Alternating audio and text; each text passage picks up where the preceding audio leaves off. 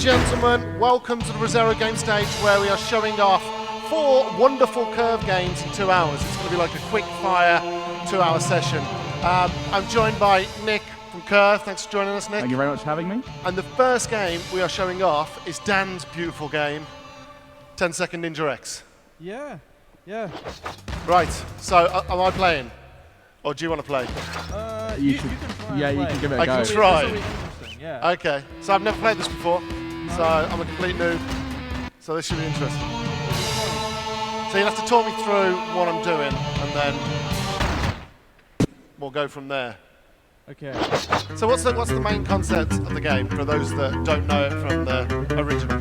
So 10 Second Ninja X is a game about finishing platform levels in 10 seconds or less. It's Okay. very fast, it's very intense. It's kind of got a Super Meat Boy style vibe to it, where it's all about sort of repetition and trying again and again and again until you get that really perfect run.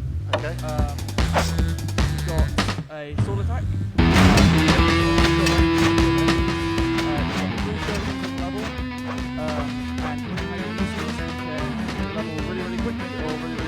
Or you can fail it outright, Okay. which just happened. You can restart at any time using the shoulder buttons, so it's very, very simple, but there's a lot of nuance to it. So, for example, on this level, that you just found, like, there's a faster route. Your instinct when you start the level will be to hit the enemy sort of at the bottom in the middle, but if you use a throwing star against them and then jump up, that's a lot faster, which means you get a shorter time, which means you get a better star rating. So, like, if you restart this level and try it again, like, there's a shuriken, get that guy, and then get the guy at top. Like that. See how close you are to another star? Like, you got this. there. You can get 2 stars. And it's all about this kind of loop of being like, okay, a little bit faster, a little bit faster, a little bit faster, until the final run that you get when you get 3 stars is like this amazing, glorious thing. Like, Okay, almost. got there. Come so on. what do I need to get 3 stars on this? You just need to be a little bit quicker. You're going wide on your turns on the left. Like, if you keep tighter turns and just keep, like, make sure every single frame counts. I think you might have done it this time. So this is what the game's all about, is that moment where you're like just a few milliseconds off and you're like, I can do it. I'm so close, I can do it. Keep going. Oh, You're so close. I'm gonna literally move to the edge of my seat. so I need to get like about 2 seconds, right? Yeah, don't move left or right more than you need to. Like, try and keep it really, really tight when you're jumping up to that first ledge on the left. Okay, let's try.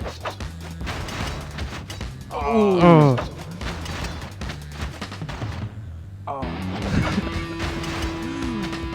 See, I once watched someone spend literally half an hour on this. We've got half an hour. Yeah, but it probably shouldn't be on this whole level. Oh no.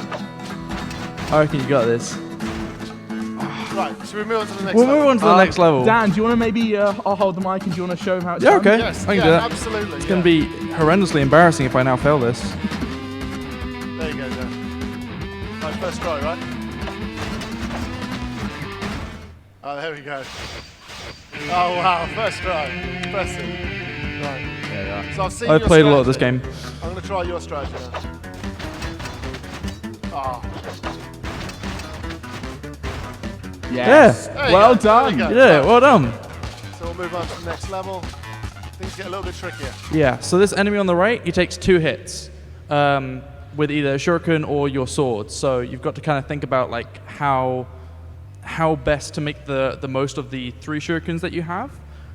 So for example, on this level, you might want to throw a shuriken to the right at the start and then get all the way over to the right side of the screen and then throw a shuriken to the left so you can take out the 2 enemies at the bottom in one attack. Oh, okay, so they go across the... Yeah, like 10 Second Ninja, it's like it's a puzzle game and an action game skin. So like it's all about sort of looking at your route and going like, okay, how can I optimize this? In the full game, I mean, this is just a demo, but the proper have unlockable hint tokens. Really stuck in a level, like you can unlock one of these hint tokens and get a kind of a little ghost that goes through your level and shows you like a route that you might want to try. So that's one of the biggest changes from the first game, which was was very much just this core experience. Yeah. We've been trying to put in a few more things to kind of smoothen out that curve and make it so like you don't hit any roadblocks really. There's always something else you can do to try and kind of progress further in the game. Yeah. But the real draw, I think, for this game is like getting 100%, getting all the stars on all the levels. Like the more stars you unlock, the more levels you unlock, the more cool stuff you get.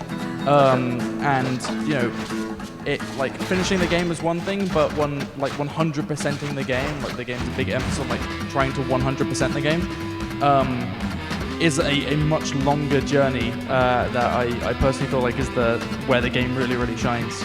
Okay, I can imagine. I don't know whether my strategy's any good. Oh, no. See, if you're moving over to the right anyway, you may as well try and get the top ones while you're moving over to the right. So if you shuriken the one at the bottom at the start, then jump up to that middle ledge, then jump up to the top left one. And then come back down. Yeah, because then you can jump down in one movement, and that like brings your time way down.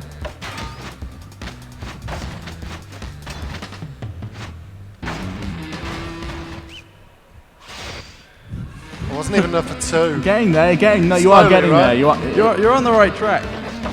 It's very much a puzzle game, 10 Second Ninja. Yeah. Can't stress that enough. Like there's kind of it kind of rides this weird line where it's not the most difficult puzzle game in the world, but it's also not quite the most difficult action game in the world. It's this kind of blend of the two where they kind of bounce off each other, and it's as much about sort of planning and understanding systems as it is about like just being really dexterous with the controller. I'm going to get at least 2 stars. So this is how addictive it is, I take it, right? Yeah. And everyone's like, I'm not leaving Well, it's like this level. 1 second is nothing, right? Yeah, like, right? why not spend 20 minutes on one level doing that? So when we're demoing this game, quite often people will come and they'll play it, and then they'll come to the... That's so close. Brutal. We took this to PAX, and someone came back on the second day PAX after playing it on the first one and asked, has anyone beaten me? Has anyone beaten me? Yeah, we've got leaderboards in the game, and people get really into those. But we also, like, I mean, as Nick said, like, we show it. Hey! Yes! You did it! But look how close you are to 3 stars! You could 3-star that. You're basically there! You can. That's it.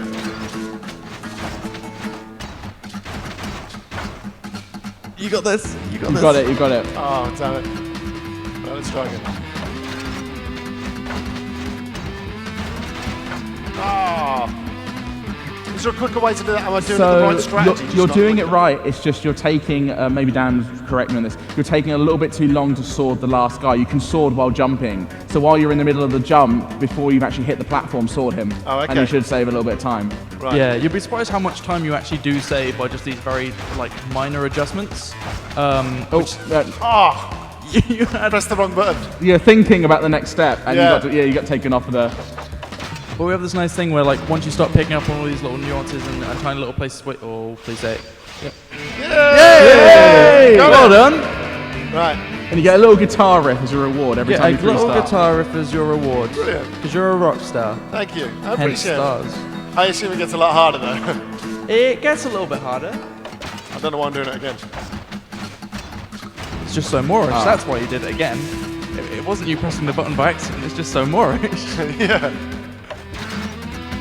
Let's get through the level and we get to the next one.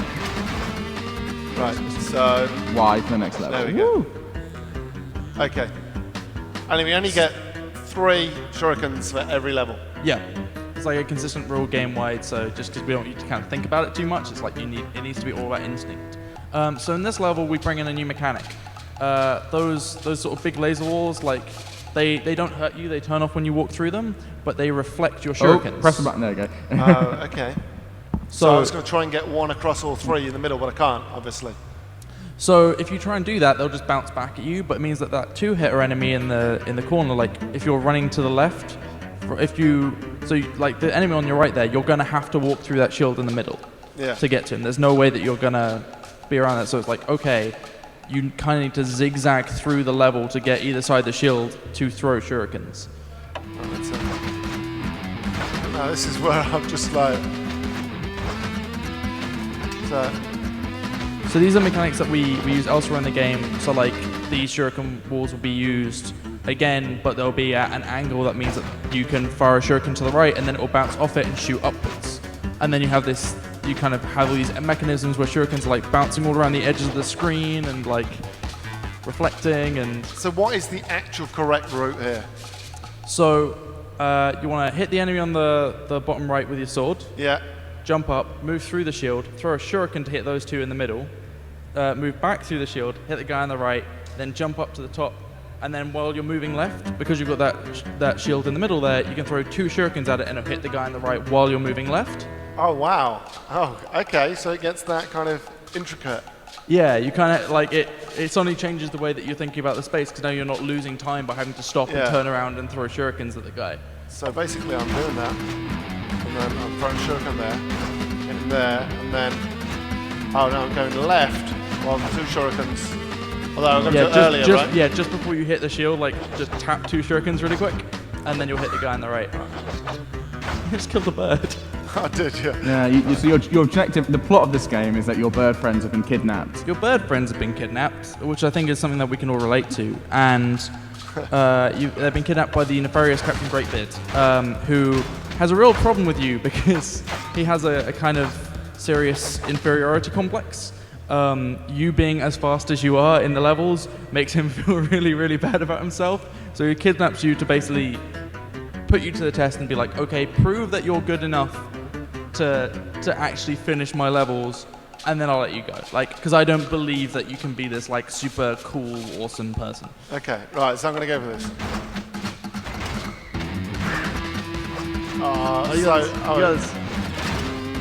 Yeah. So you Get him, should- get him, get him, come on. You put sword, yes!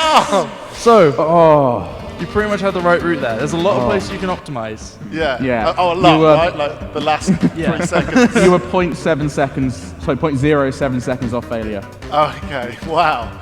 That's, I'm going to push it the other way to 3 stars. Right, okay, so... Oh, how close do I have to be then? So I have to be pretty much in it to throw. Yeah. Okay. Ah, I pressed the wrong you button. had it.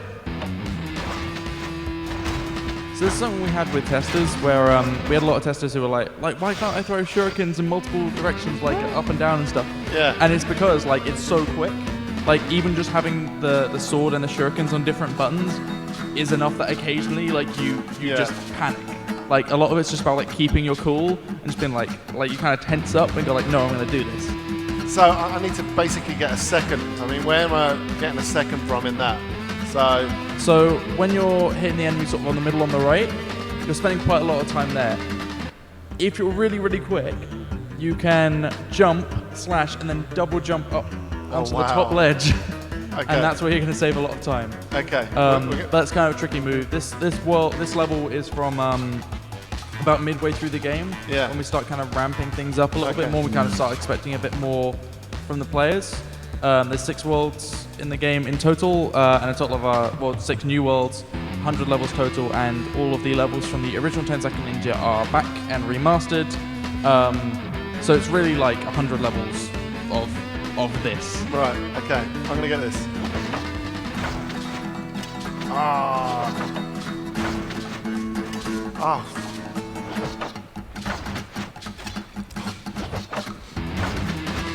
I'm so glad we put restart on the controller buttons and not in like a menu or something. Good design decision, Dan. Well, we used to have it on the Y button and people kept pressing it by accident. So it had to be iterated on it a little bit.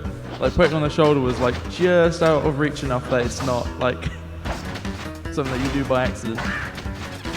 Oh, you got this.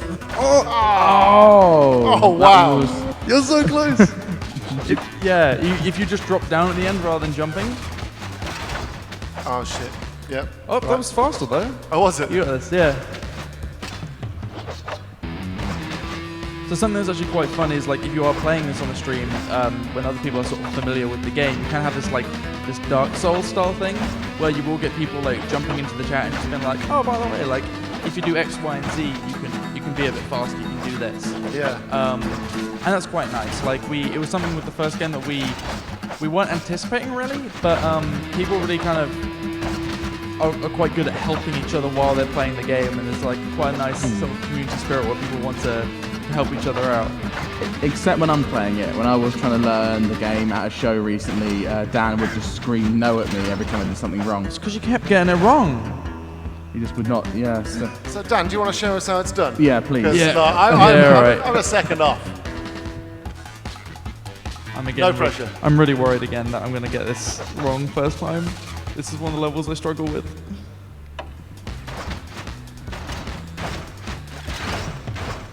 Oh wow, look at that. No! Oh, he didn't score that 3 stars though. New level. All right. Right, here we go. Now this is where it gets... I can do this one. So this is one of the last levels of the demo. This one's actually a little bit easier, I think. This is just sort of introduce you to a new enemy, who's this electric enemy who, if you try and hit them with a sword, you will die. If you touch them, you will die. You can only hit them with long-range attacks. Okay. So again, we're trying to keep it quite simple just because it's a smaller demo, but in the full game, these enemies and how they react to things like the shuriken shields that rebound, like, you end up with these really cool puzzles where it's like, okay, I have to hit this electric enemy. If I rebound a shuriken up here and then it bounces back, it can hit this guy. And kind of, yeah, like the more these mechanics we add in, the more intricate the puzzles get until you turn into these kind of Rube Goldberg machines of platformer levels. Yeah, right, so... So you have to hit that guy with a shuriken at the start. Okay, And then that basically means that you have 2 shurikens left for the rest of the level. And then obviously I've got to use a shuriken on the top guy because I can't get to him otherwise.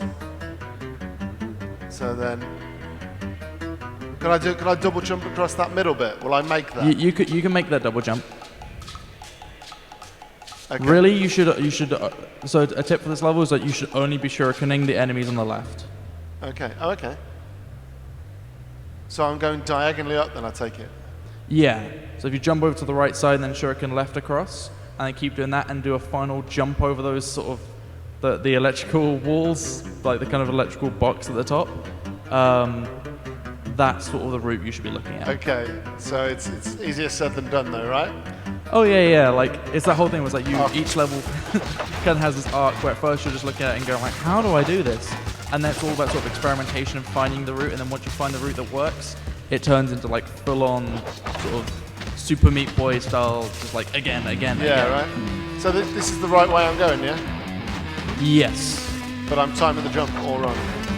Yeah, you've got there's kind of like there's a deceptive amount of nuance to the double jump, where it's like if you do it really, really quickly, you can trim off a lot of time in some levels. But if you really space it out, you can move quite far distances. Okay. So in this level, it's sort of trying to train you like space it out just the right amount. Am I jumping too early? Is that what it is? I think if you jump a yeah. little bit later at the bottom, you can make this.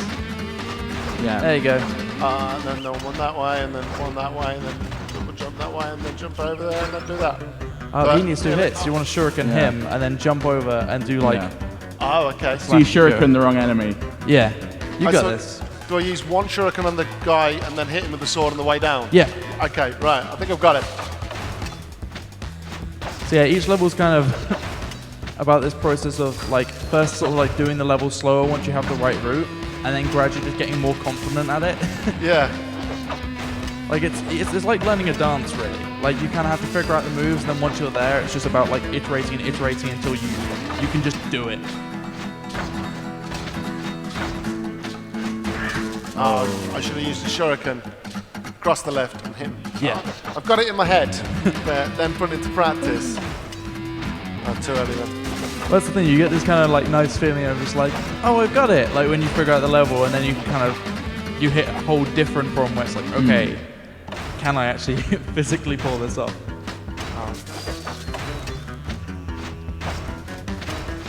Too close. I've done it again. There's a lot to comprehend, like. Yeah, it's sort of deceptive, right? Like we kept having this thing with development where we would add a new thing to a level, and it'd be kind of a little bit tricky. We were like, but it'll probably be fine. And then the second you give it to someone, it's sort of like, no, like you take it too complicated, too quickly. Like you have to keep it really, really simple. And kind of like each of the enemy designs have these very specific silhouettes, so you don't even have to like focus on them too much. You can kind of, Okay. you can do this. Yeah. You're close enough. It eventually really does become just muscle memory. Like watching you play this level that I played a lot before, I can kind of just know in my head what you're pressing. Yeah, and you kind of hit this interesting point as well where like before you die or you get the wrong time or something, you just kind of know in your muscles if you've not got it right. And that's kind of interesting. Like the longer you play, the fewer walls there are between you and the game, sort of, in terms of how you're interacting with it. Yes. You can moving up. do this. Moving up. You're a third of a second off. Ah. I should be moving and hitting from the beginning, right? I went too wide.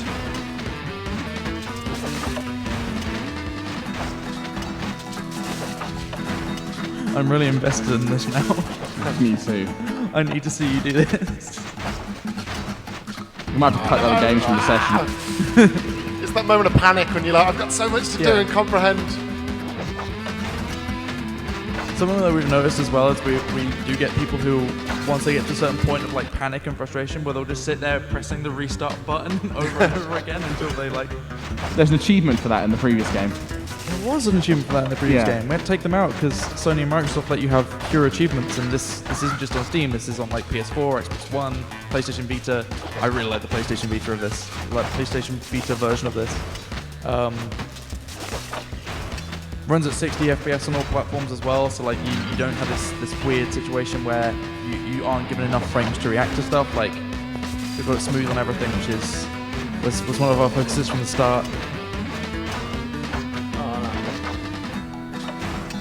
That's why it's not full of particle effects everywhere. Yeah. Ambient occlusion. Oh no. You're so close. It's like you're almost trying to do so much at once that you forget sometimes what you've got to do next. It's like, oh right, okay. Are you working up a sweat over there? No, not yet, not yet. And then sometimes you try and cut the corner too much. Yeah. Push it too far.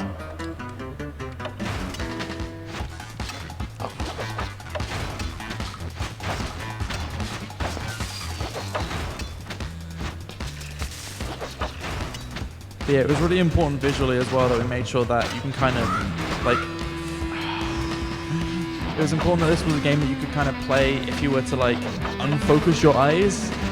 Like, everything has to be kind of broad enough that, like, you don't have to focus on any details at all. You can just kind of, like, you know when you've messed something up even if you're not, like, focusing on it visually.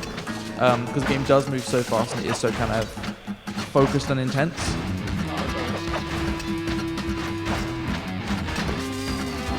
It's a really addictive game, like especially on Vita. Like if you're playing it on the train, it's just like a really nice game where you're like, I'm gonna play this for 10 minutes and just be like, see if I can, like how far I can get. Do you really play it for 10 minutes? Because it's like that. You just spend. You so say you're long gonna on play one it for 10 level. minutes. It's actually a really good game to play like during ad breaks when you're watching TV as well. I'm not gonna do this, am I? But it's that thing where like you start off and you're like, you know what, I'm just gonna 3-star every level in this world, and it's like you set aside an hour, like I'm gonna make it so in all the desert levels I'm gonna get like 30 stars out of 30, and then that just spirals out of control because then it's like we've got unlockable character skins in the game. It's like, oh well, if you do a little bit more, you unlock this character skin.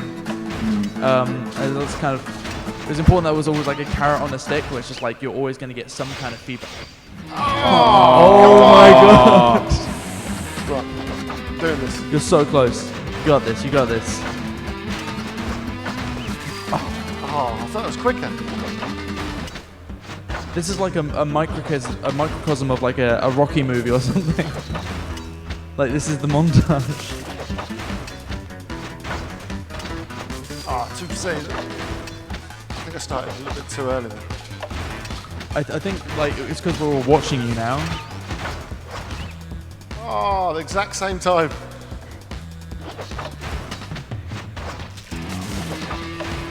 Think about how good it's going to feel when you get 3 stars. Oh, I'm like gripping this microphone so ridiculously tight right now.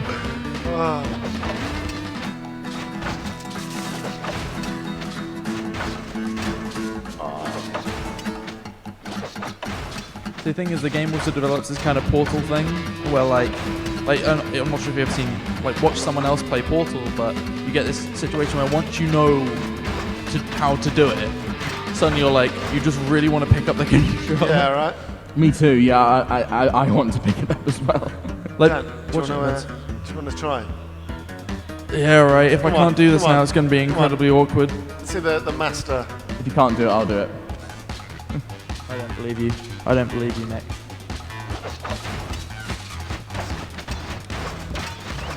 Oh, first time. Look at that. Oh, wow. Impressive. See, the thing is, people think I'm good at this game. I'm terrible at pretty much all games. I just played this a lot. Like, a lot.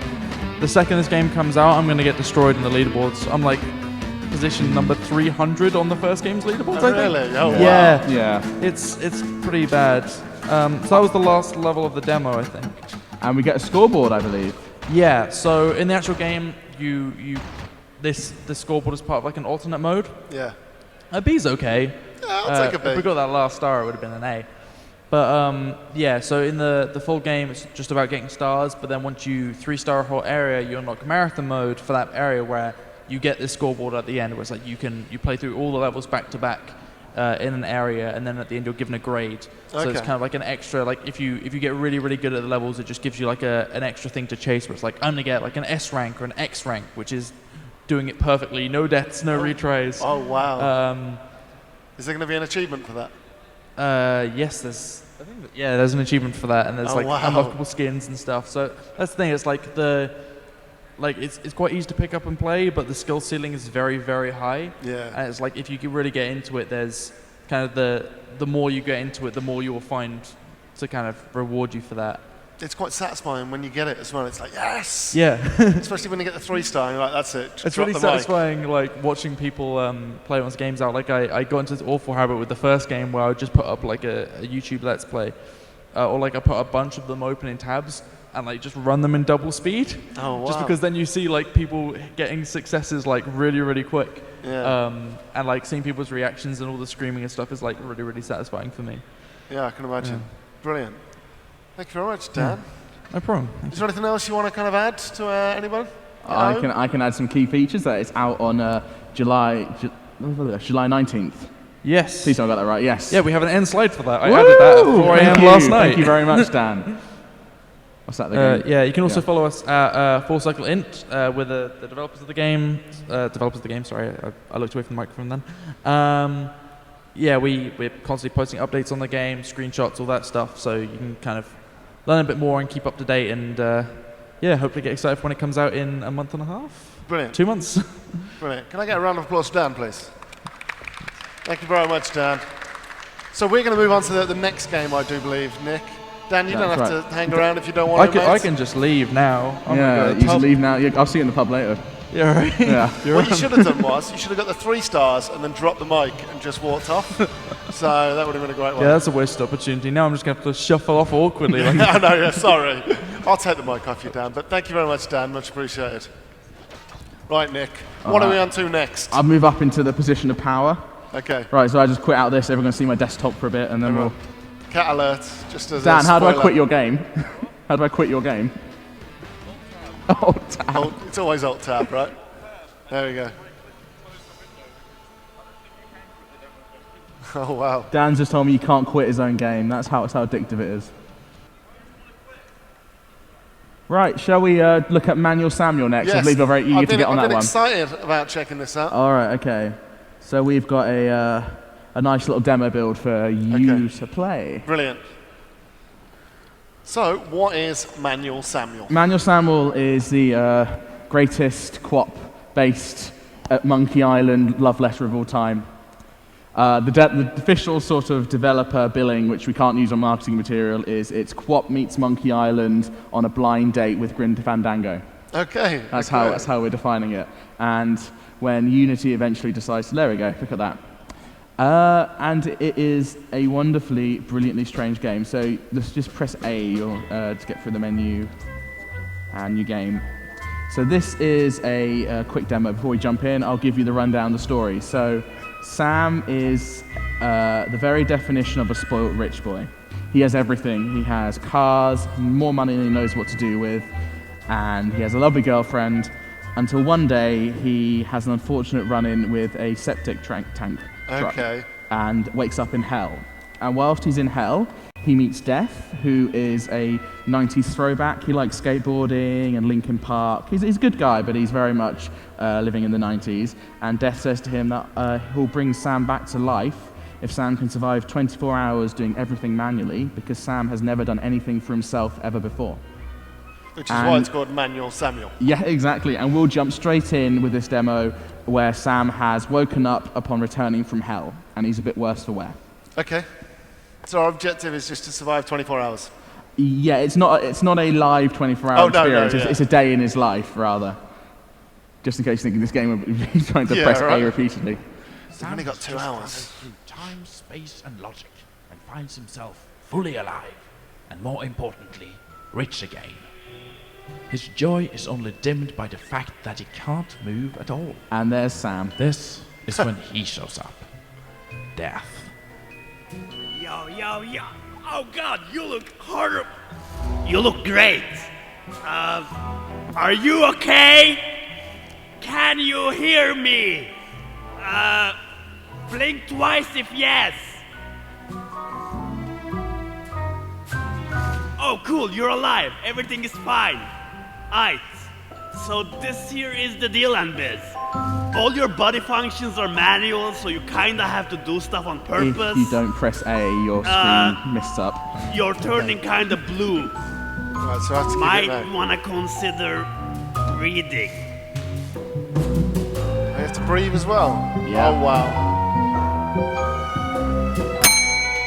Alright, bitching. You're blinking and breathing. That's bitching. So alright, go survive for a day and I'll let you live normally for the rest of your life. If you somehow die within the next 24 hours, I'll take your shreds and you'll be dead forever. I'll be over there doing kickflips if you need me. Once again, Sam has to make an effort to get up. This time, he has to focus on his spine.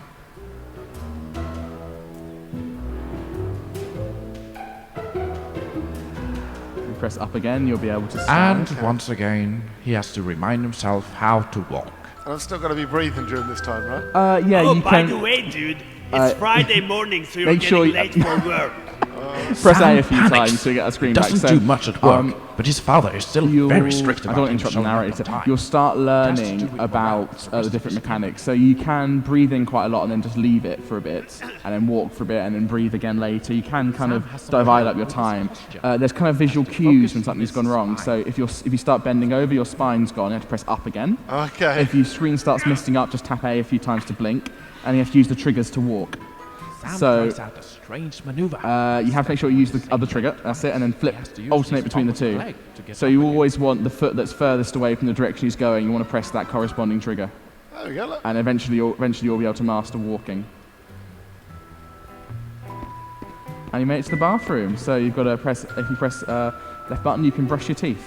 Sam holds onto that toothbrush like his life depends on it. Just That's the spine, that's the thing. you press LB again, and then Then he lets go. Hold it down. You've got to hold your toothbrush Okay. and hold down Y. Oh, sorry. Sam That's brushes it. his Tap teeth. it. There you go. Look at that. Now I'm going to hit A because his eyes and then Sam is dumb enough to And breathe you in just with breathed his in a mouth mouthful of full toothpaste and water, so now you're has to choking. Oh, okay. So how do I stop? Press Y, and hopefully you'll survive. Oh, no. No. Yes. I didn't. I missed. And now breathe in. Oh, wow. And breathe out.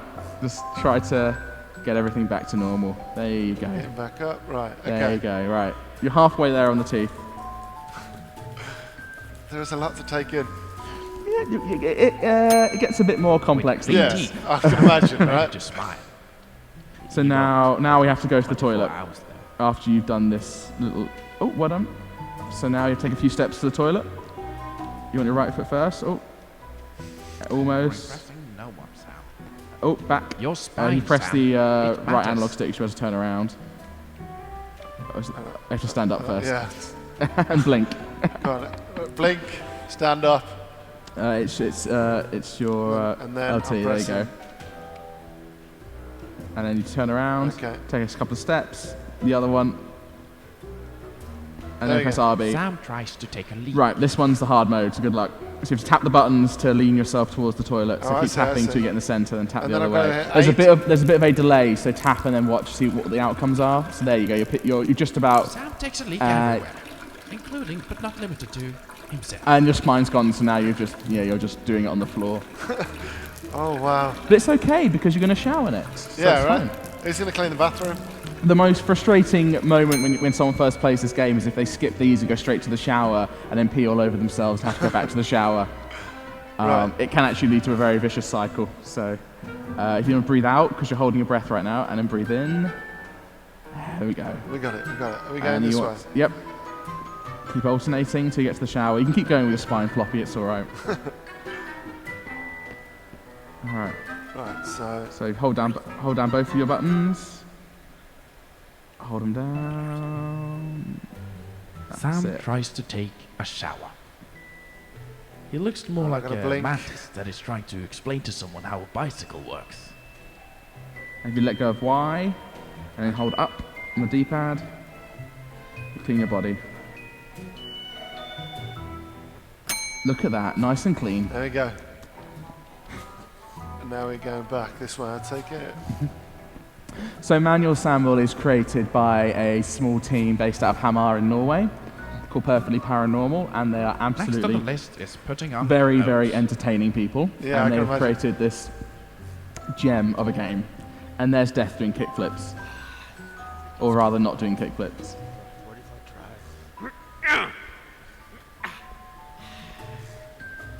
Sam can open doors now. Clever boy. Right. So we'll just walk down Sam's lovely hallway. As you can see, he doesn't do much cleaning here. No, right. And there's some lovely pictures of him naked in his suits of armour, and that's your wardrobe. Blink and breathe. And, So we head back to the wardrobe. So there's a lot of secrets hidden in Manual Samuel, some of which are just a bit of fun, some of which will also actually affect the plot, and there's lots of things to interact with that it kind of requires a bit of willful disobedience from the player to interact with them. So I'm going to let you in on one now. If you walk through his wardrobe, just keep walking and ignore those lovely trousers he's got there. And if you try to put a shirt on the stand just next to you there, yeah, the one if you flip around again. Sam has some trouble with his posture. Oh, And has to focus go on back his up. spine. There there you go. Almost got it. There you go. Nobody wants to look at Sam's skinny legs any longer than they have to. So Sam puts on his pants first. Don't listen to him. Keep trying. okay. Sam tries to put on his jacket first, but has already decided that pants need to be prioritized. And again. Suddenly, out of nowhere, Sam's jacket spontaneously combusts. So unfortunately, all your Now clothes he has are on to put fire. on his pants Okay. first. So now you need to put on your trousers, I'm afraid. So there's a lot of things like that in the game that may or may not affect the plot. And I played it through now, and I can confirm that some of the strangest things you can do for no reason at all will affect the outcome of the game. So in little ways. Successfully Okay. puts on his So hopefully feeling more accomplished. Hopefully now we can. Then miraculously, the oh, look at that. fires put They're out. beautiful. Did I blow that out? Can't talk about luck. He proceeds to find a jacket. Only the best Spine's one will gone. do. Oh. And then his legs are gone. Settles Right. for the mediocre one. So pick it up. That's it. That's it. And both at once. Other one. Fully Yes. clothed, Beautiful. Sam is ready for the And day. blink. We're getting there. And then Yeah. breathe. He is not. Actually, we're going. Is that a drink there? Can we drink No, there's breakfast for you downstairs. there? Oh, okay. So we're going downstairs. Yes. After you put your shoes on, of course. Oh yeah, yeah. They're just Well, there. fine, They're Sam. they're waiting Okay. for It you. matters. Can you move around like that? You can move around like that, but you can't put your shoes on like that. Oh, okay. It's called a mantis riding a bicycle. He puts That on his position, and you can just flop Living the around like dream. that for the entire game if you want to, but a lot of actions won't work. What happens if you don't breathe in? Do you die? You could find. No, you do not die. You will just pass out. Okay, cool. But unfortunately, that will cancel any actions you're doing, which can have consequences. So if Yeah, you're doing yeah. something important, an important action, and you pass out doing it, then you could cancel the action. So, you, for instance, at one point later on in the game, if you forget to Sam breathe walks and down the stairs careful on the with stairs. great precision. If you forget to breathe in and out, you could pass out while handling radioactive, hyper dangerous equipment. So yeah, definitely be careful. Flappy Rooster. We play this. Sam's favorite. You can try playing it. Something might happen. No time for playing with Flappy Roosters right now, though.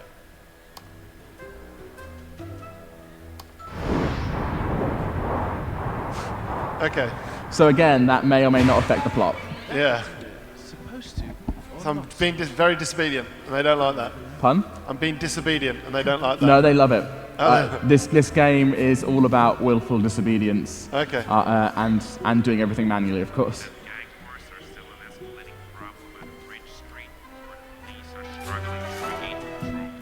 Commuters are advised to not.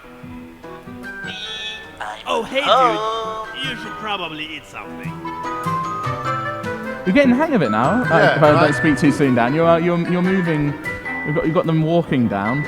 You're growing up fast. Yeah. Right. So this is Sam's beautiful kitchen. Where There is a he'll note have- saying, "Sent over a maid to make you breakfast. Don't forget to chew. Love, Mum." So tap Y to chew.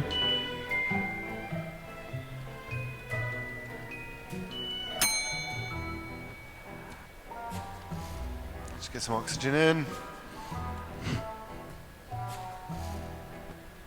And blink. Sam has some trouble with his Put his posture. spine up. He has to focus on his Eat some more spine. food. There you go. So some very disgusting things can happen there if you're not careful. If, for instance, if you choke on your own food and throw it back up, and then really? then of course you have to eat your own Oh, thrown wow. up food. So it gets a little bit. So you can have a coffee here now if you like. Sam decides to try Oh, why his not, luck on some coffee drinking. Sam's coffee is so hot, he blows on it before taking a sip.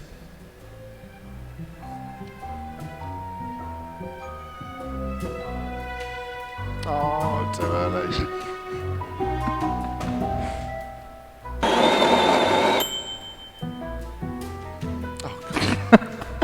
You're not having a good day. You're the not having, simple tasks. You're not having a good day with this coffee. You've just thrown hot coffee in your eyes twice. Nobody has to keep blinking. Out of cups, out of hope. Oh, it's just that was awful. Absolutely awful. So that's it. I get no coffee now. No coffee for you today, I'm afraid. Damn it. Who knows? That could could have consequences. Oh no, you'll be tired later on. I take it. I can't tell you that. It all has to be seen. Spoiler. Beaten, terrified, stupid. He's got a nice house. He's got a lovely house. I'm totally gonna... So is death kind of always around? Death will accompany you, and he is a big hindrance. Okay. It was like that when I got here, bro. Dude, you might want to get that thing fixed. And there's a flappy rooster That doesn't look in the Oh, background look there. at that! Wow. So Death will accompany you throughout the game, and he's supposed to help you out, but he really doesn't do anything other than cause you endless problems. So you've got to drive him to your work now. But this here is the end of the demo. If you Okay. like, we could show a sneak preview of some more of the game potentially, or Yeah, we can absolutely, jump yeah. on to the next Oh, title. let's go sneak peek. I'll do a little sneak peek. So we've shown this out. This is our demo we've shown off before, which this game I can quit through normal human means, which is great. We have a slightly later build which has some exciting, not seen yet content. So we'll load that up and we'll have a look at the start of the game potentially, or maybe I think the start of the game is a good introduction to get people with a bit more of the vibe, Yeah, absolutely. the plot. Who knows? Maybe we could even go into hell and see what that looks like. Oh yeah. Do you get the hang of it? The hangover. The hang of it. The hangover. It's a bad hangover if you wake up from a trip from hell. That's like you get a hangover. Or something. You Yeah, got all a the time, hangover, man. Dan. I'm getting to that age now. Where is it? It'll come. It always It comes. will. It's a unit. There we go. Look at that. It's technology. It takes a while. Exactly. Especially when you're live, right? All right. So if we just go story mode, new game, single player. So co-op is where you can share the controller with someone else to really? make the duties of handling Sam easier or harder, depending on how good you are at working with someone else. So is that one controller between two Our people? I story believe- begins I haven't in the dared middle try of it the yet. 40s, when a hopeful young soldier called Sam... we're not doing that? Our story begins in the middle of last Tuesday, where a hopeless young freeloader called Sam is sipping a fancy cup of coffee with a name nobody can pronounce. Sam was born with a silver spoon in his mouth. But not the actual spoon that he has in his mouth now. That is a different spoon. But a figurative spoon that represents all the wealth and attention that he has been receiving from his parents. And their butlers. And their butlers' parents. You're a douche, aren't you, Sam? Blink twice if yes. He can't hear. This is Sam's girlfriend, also not being heard by Sam. She's mad at Sam for his lack of responsibility produced by his large wealth. She also mentions the fact that Sam has forgotten her birthday for the 3rd year in a row. Sam's girlfriend is upset. As with most rich and famous brats, Sam does not pick up on that. Instead, he decides to lay this gem. Things just work out for me, baby. I can't just run around and do stuff. I'd end up with a limp spine. There's something. Sam's girlfriend does something she should have done a long time ago.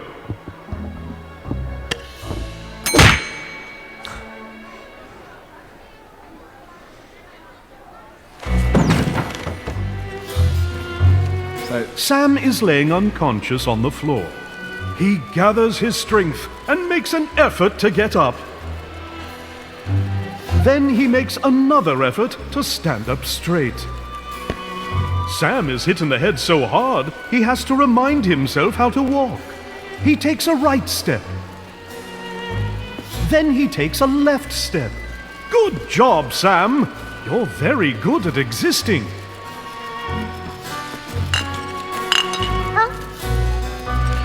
How dare you startle my child? An overprotective mother hurls a cup of coffee You're not in having the Sam's best day. face. He has to blink rapidly to regain his vision. Bit of an overreaction. Yeah. Oh, gee. How is our son going to become a respected... Sam remembers the one thing he's good at, paying for stuff. So he turns around to pay for his beverage. So you can try to leave or you can go pay for your drink. I can leave without paying for the drink. You might be able to. I actually haven't tested that myself. Where's the exit? The other way. Let's try. See what happens. He's going to hell anyway. It's a bad man. Oh, no, looks like you're going to have to pay. You have to be an honest man in this.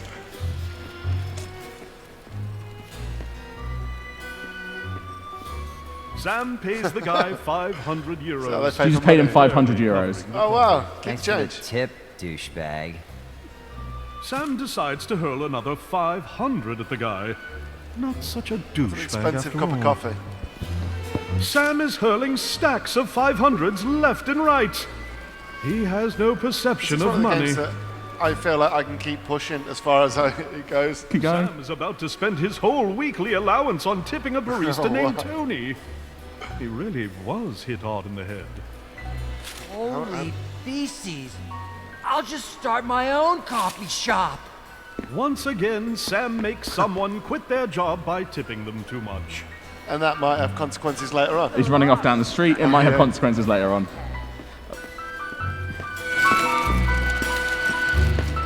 There you go. So you can watch him run off.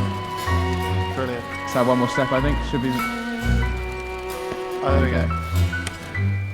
Sam spends a decade making his way out the door, which is pretty. As Sam waggles outside, he sees his girlfriend on the other side of the road. Sam pulls himself together and rushes towards his soon-to-be ex-girlfriend.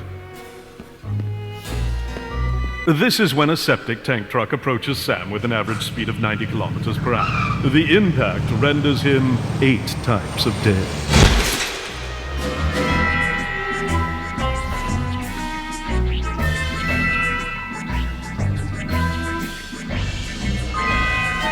And that is how the story of Manuel Samuel begins. There you go. Uh, I wonder what that was then. that was the man having a very bad day, Yeah, I can imagine. as he's just killed someone.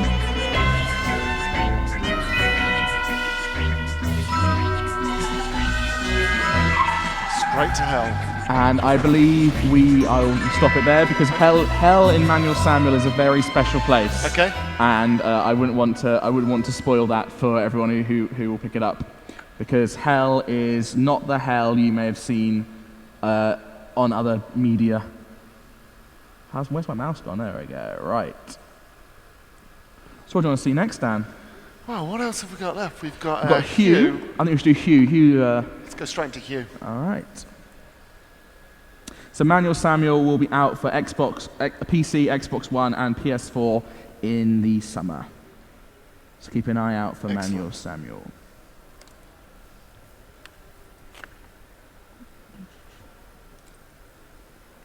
We're going to something completely different now, right?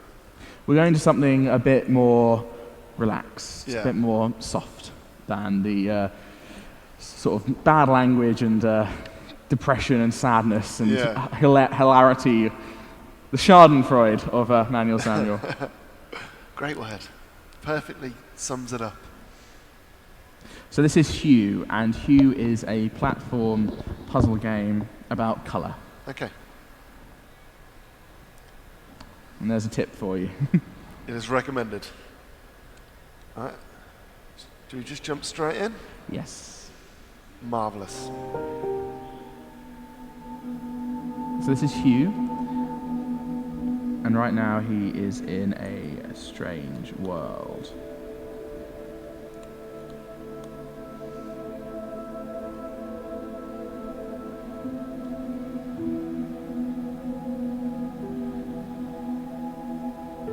It's got a joyful little jump. Pardon? A joyful little jump. Yeah, again, this is just a very quick introduction to basically make sure players know how to jump and move through the environment, and we should get into the bulk of the game very soon. Feel very relaxed all of a sudden. Yeah, right. Completely different tone. Unfortunately, when you get into the meat of Hue, it becomes almost as stressful as 10-Second Ninja. Oh, Some of the puzzles are quite fiendish. We will be showing off the earlier puzzles today and the colour switching mechanic in a moment, once we proceed through this little area. We'll save the frustration for another day. Yes. Thankful. Or we could jump into some very hard ones if you like. But right. Well, we'll see where we are on time.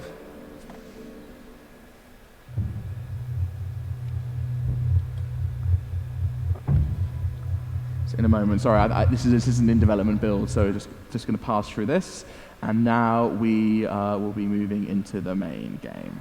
Excellent. Now that we're sure you know how to jump. Yeah. So here's Hugh in bed. And you just get out of bed. Okay. Down your ladder. And out into town.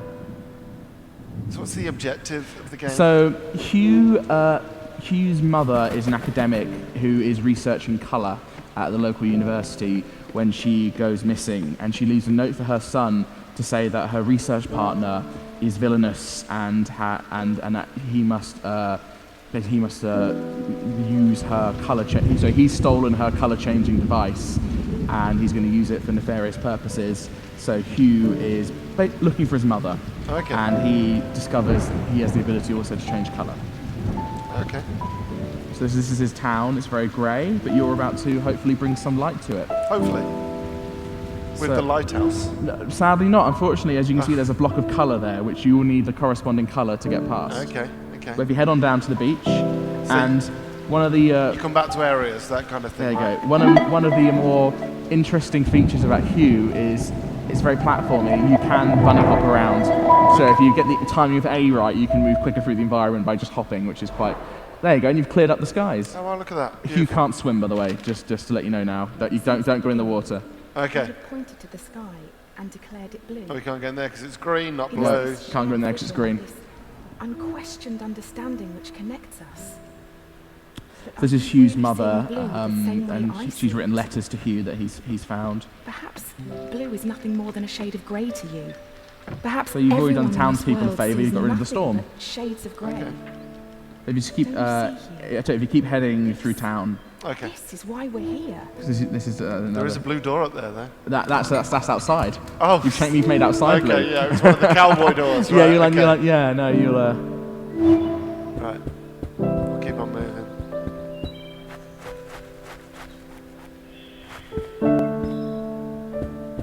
Down the ladder. Through the door. I like the music. It's very tranquil. It's peaceful. It won't always be that way. Yeah.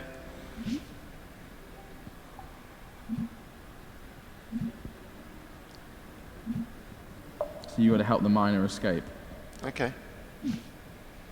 And if you use your right analog stick and you select the blue color, there you go. Oh, okay. So that's your first introduction to the principle of the puzzle mechanic, is that things that have the corresponding color will disappear when you change the world to that color.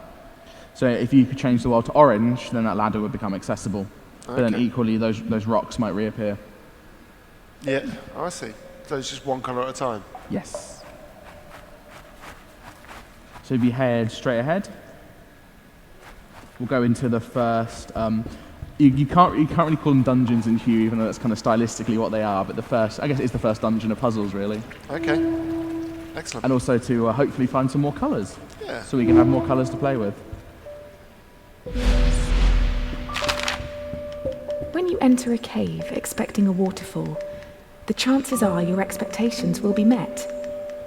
But if you discard those expectations, don't you think instead the cave will be full of surprises? I ask for you, Hugh, to abandon your expectations, to pull me back from the brink of unreality. I need you to see the world not for what it is, but for what it can be.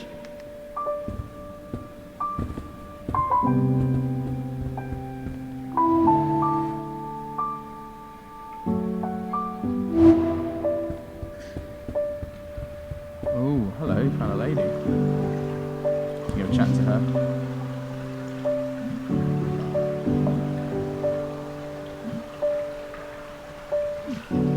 Yeah, don't fall in the water. You can jump across though, and you can move that blue.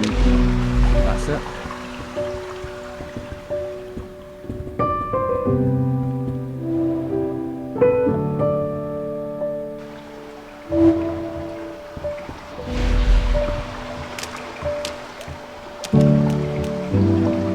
How complex do the puzzles get later on?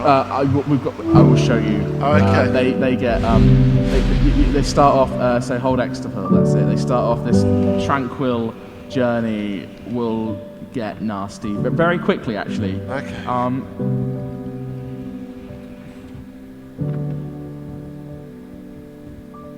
Okay, I got it.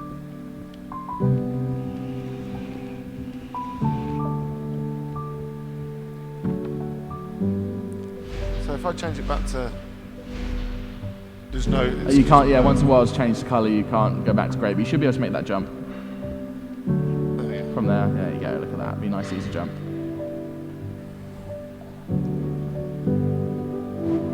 So here, things get a little bit more threatening. Okay. I'll leave you to think this one out.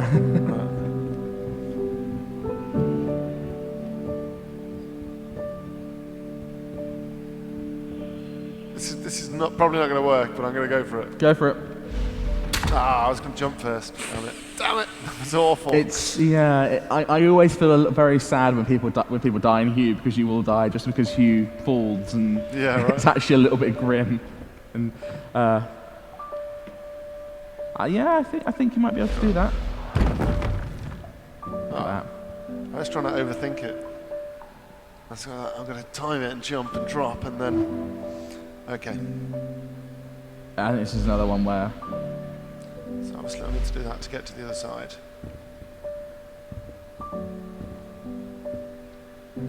Now can I change it back to? There you go. So I have to keep it held. You might be able to, you should be able to jump if you change color mid-air. It slows time while you're jumping. So if you jumped and change color, you'd land. See? Oh. Okay. I forgot to tell you something. You need another color to change to. Oh, okay. Obviously, I need a grey, right? Or yeah. All right. So Yeah. again, this is where we come back to later on. So right? if you have a second color, at some point you could come back and you could change color and do that puzzle and get up to that area. It's got a very much a hub world feel to it, where you'll see an area that you can't go to right now, but you'll be able to go to later. Okay. So obviously I can't make that jump. Okay. That's a fatal head wound. Yeah, a little bit, right? Yeah.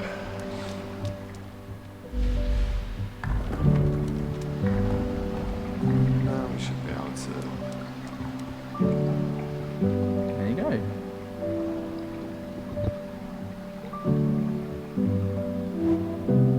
Okay.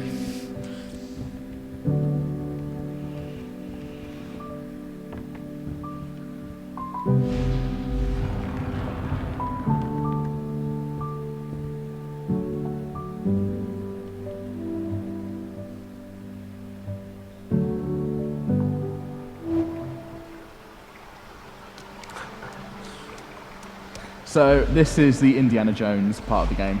Yeah, right. Oh, no, just fall.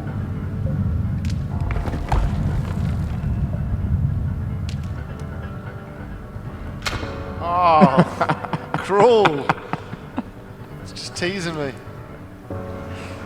Something that music is a little bit Yeah, right. mocking, isn't it? It wasn't this one, it's the next one. I'll give you a hint if you like. Okay, so Climb up let the me ladder. guess, and then it's going to drop, and I can get onto Yeah, it exactly. to And then cross. you can get the secret down there, or you can carry on.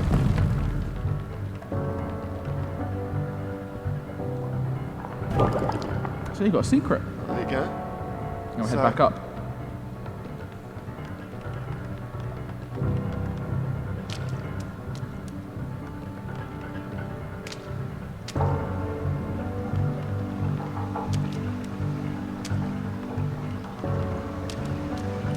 And if you jump, it's yours to get the ladder. There you go. Marvellous.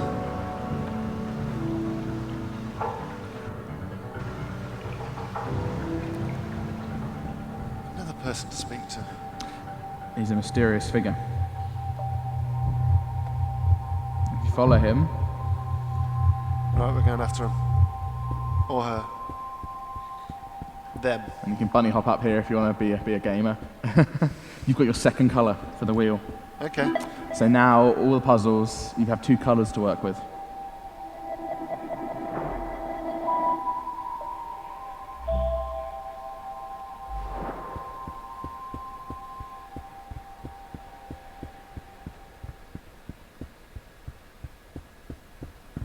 How many colours can you get?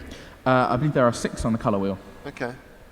I'm sure the devs are watching, they'll say, no, that's not correct. Yeah, it's like, oh no. Did you know, Hugh, that purple is at the very end of the visible spectrum? It's the hardest colour for our eyes to distinguish. Now, imagine a shade one step further than purple. A colour beyond what we can actually perceive. We call these impossible colours. And I fear that this is where I currently reside. If reality is rooted in our perception, and you cannot perceive me, do I even exist to you? I'm sure that I do. I mean, you're reading this letter, or at least I hope you are. I'm sorry, but existing in this strange state of impermanence does funny things to you, Hugh. It makes you question what is real. So you've almost made your way back out into the blue, and we'll find another place for you to head to. Okay. Oh, good luck with this one. So remember, you've got 2 colors now. Okay, I got it.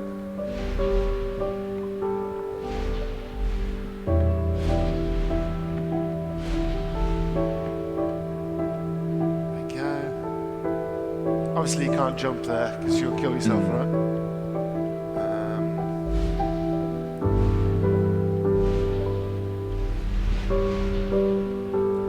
Oh, I got lucky with that. Oh, you walked onto the I spikes in didn't. the slow Oh, motion. no, disaster. You watched yourself slowly, Yeah, right. slowly drift onto the horrible, painful death spikes. It's quite a brutal world that poor Hugh lives in. Yeah.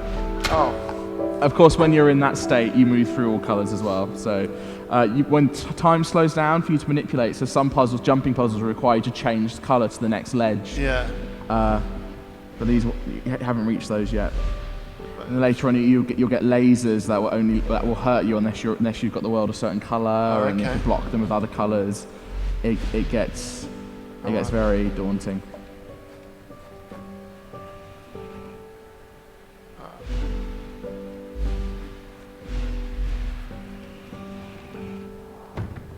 Once you have two colours, you can kind of really start to see the range of, of puzzle potential you have.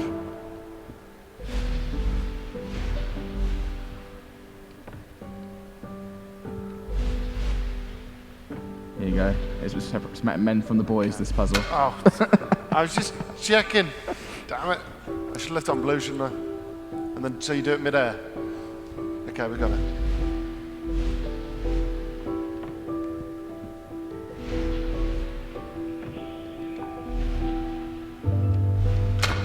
Still. Yeah, I agree with whoever's applauding, but it's hard to watch.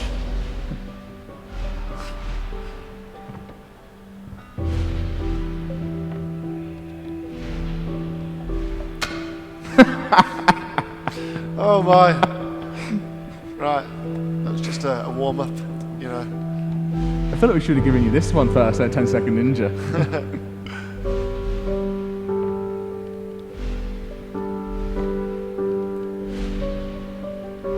Oh, I meant to go blue, aren't I? Oh my god. Yeah, that was not a good move for me. Now imagine that where every ledge is a different colour. Yeah, oh god. Yeah, I can see it already. So I've got to change it. You jump and change, yeah. I've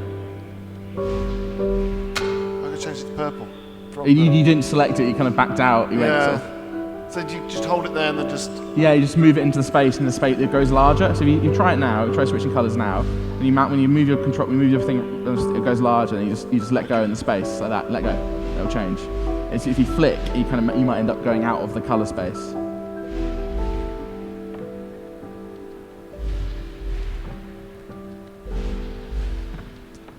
There you go. And you've got to get the... I think that does a round of applause. It really does. Really? Yeah. It's a hard puzzle. I think it really is the game's first very hard puzzle.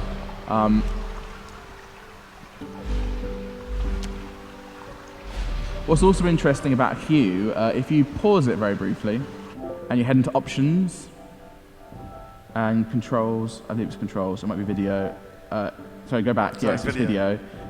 You also have a colorblind mode. Okay. So it's a game about color. The developers obviously were very keen to make sure that people who are colorblind can play it. If you put the colorblind mode on, press A to turn it on.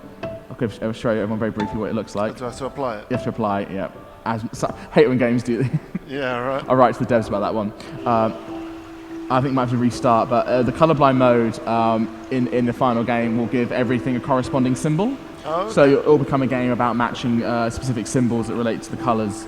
So all the puzzles will be completable by someone who's colorblind, which is a key feature that devs are very keen on having. Absolutely. Right. So. There you go. Oh, there you go. Yeah. Yeah.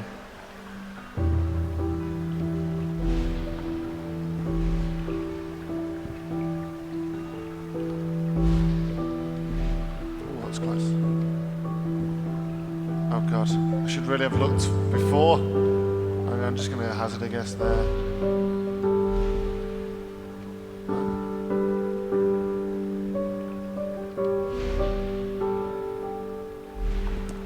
Almost. You can jump straight up and then get the, so you can do that way. Yeah, that way will work. And you just go across, and you're almost out. Beautiful. It's a little bit like when the pressure's on, when you fall, and it's like, I don't want to kill him. Well, this gentleman here, the mysterious figure, is going to perhaps give you another gift, or lead you to something else. Another colour, which is going to make it 3 times as hard. There we go.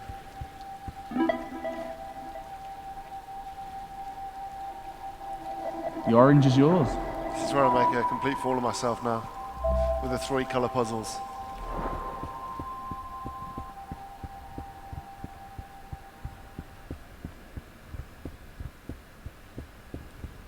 Go for the door. Are the doors certain colours as well? Yes, occasionally you have to change colour to find the door. Will there be secret doors and stuff? There are a lot of secrets in Hue. There's lots of hidden places to explore. When you would have seen different routes that you could have gone down. So there was you've seen ladders that have been blocked off, but the waterfalls in this cave at the start, you can climb up the waterfalls. Yeah. Okay. I sat on the grass, surrounded by my books and papers. I believe we're just heading back to the the hub world. I think it might be a couple more puzzles, and then we can have a look at Human Fall Flat if you A like. man not Okay, much yeah, older than absolutely. myself chased after it, catching it on his 3rd or 4th attempt. I remember his gentle smile when he returned it.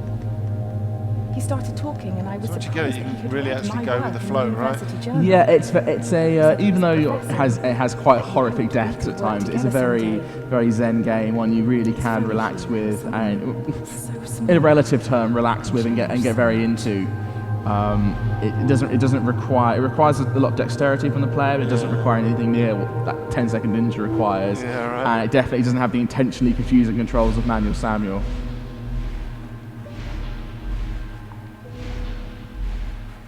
And you're back at the hub world in the town now. Okay. So shall we have a look at Human Fall Flat? Absolutely. So Hue will be coming out this summer on PC, PlayStation 4 and Xbox One. Excellent. Looking forward to it. Right. Now this is we've gone full spectrum now. This is another kind of amusing physics-based Exactly. game, right? If I just have a little bit of fun here, I will try to show you a later puzzle actually, if I can. Okay. I don't know. I'm not an expert at the debug menu of the game, unfortunately, so devs are probably going to tell me off for fiddling around in it.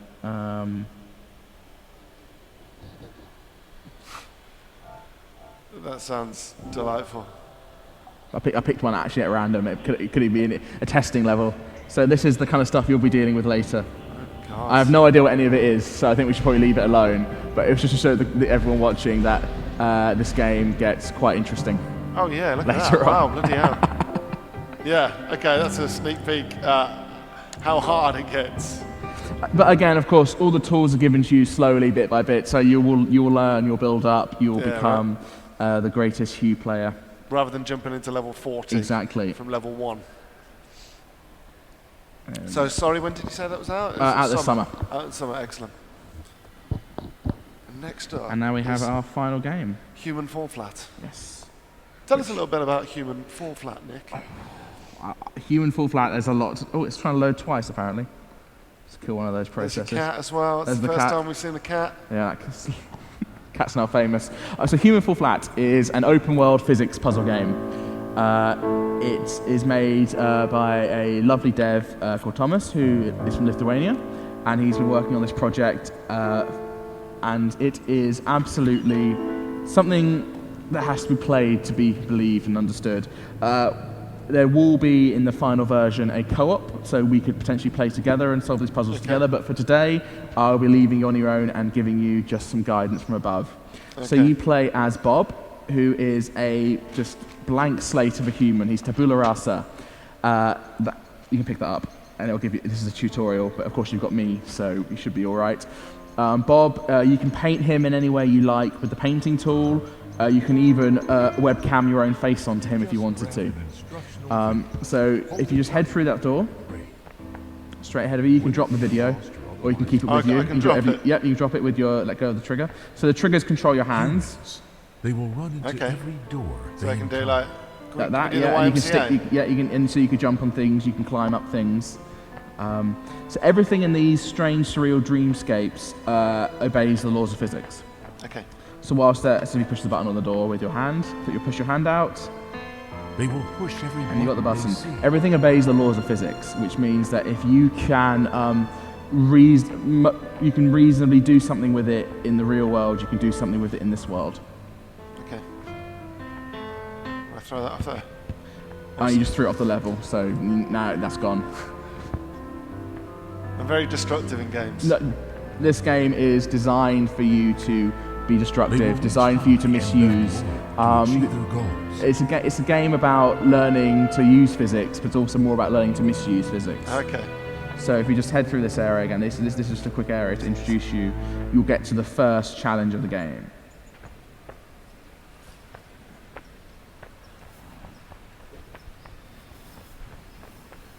And grab opportunities with both of their hands, yet they can't fly and never will. So you're going to fall into the next level. You can customize characters as well, right? You can like draw on them and stuff like that and give them hats. Yeah, you can draw whatever you want of him. We can show you that in a bit. So here's your first level. Okay. So your only objective is to get through the level using any means you can, and you can grab things, move things around. So unfortunately, you can't lift a train. Can I pull myself up from the train? You can. Do you want to tutorial on how to jump? So if you step away from the step away, or you can pull the bin around if you like. Yeah, I just thought. You're gonna put the bin on the train. Okay. So what you need to do to jump is you take a step back from the bin. If you hold both the triggers down and you move your hands up, they're now ready to grab something. Then jump. With A, jump with A. Press A, and then you press A, and then jump forward towards it. His hands will grow. Oh, of course the bin opens that way. So now you're opening the bin. Okay. Oh. But if you go towards the train, the front of the train, and with your hands up, and then you move forward, the grip on, and then you just, if you look down, holding the triggers, you try to look down with the stick, and he'll pull himself up. Oh, okay. Like that. Oh, there you go. It's a very interesting control, but once you grasp it, oh shit! once you grasp it, you'll find ways to get through the level by abusing your ability to jump. Yeah. Oh. So have another go. And you just knock that off. It's fine. So again, hands up. So if you let go of it and then put your hands up, you're kind of stuck under it a little bit. There you go. Hands up, just forwards it, and then pull yourself up. Okay, there we go. Almost. Come on. Almost. Wiggle, wiggle, wiggle, wiggle. Yes. Okay. And just climb up and do the same with your hands. Oh, damn it! I'm gonna offer you something here. Okay. You could just go through the door. Oh, there's a door. You are kidding me. It's one way. The train is a valid route. In fact, it's actually probably the quickest route if you know how to jump. I could get up the train pretty quick in this game. But there's a door to the right. To the right. There's a nice set of doors. There you go. Look at that. Wow, that's a lot easier than climbing. But unfortunately, there's another puzzle for you. Okay. I think I've got this one.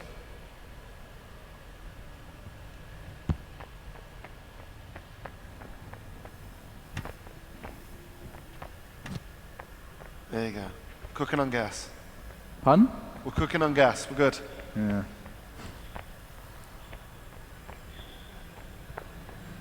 Let me guess. Okay. Another puzzle? Another puzzle. Yes, get into the train station. So you've got another train you can move here.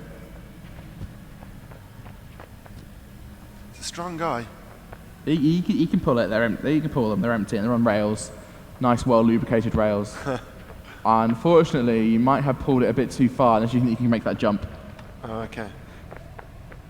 So when you think about the sort of how the physics of the world works, if you try to jump onto it, now, you might be able to make it. If you go up to the top, that's it. I love how he walks. A lot of this is trial and error, but as we're pressed for time, I'm going to be giving you lots of heavy hints. Normally, I'd let you just try to throw benches at things, and then hold your hands up like we did before, and then take a running jump. Press that A. Oh, you just fell short. So if you pull that towards you a bit more, you're a bit too high. Yeah, you're kind of pushing it, and you pull it towards you. That's it. That should be enough, right? You can put it as far as you want. That's fine. Yeah, that should be good enough. Excellent. Right, let's try this again.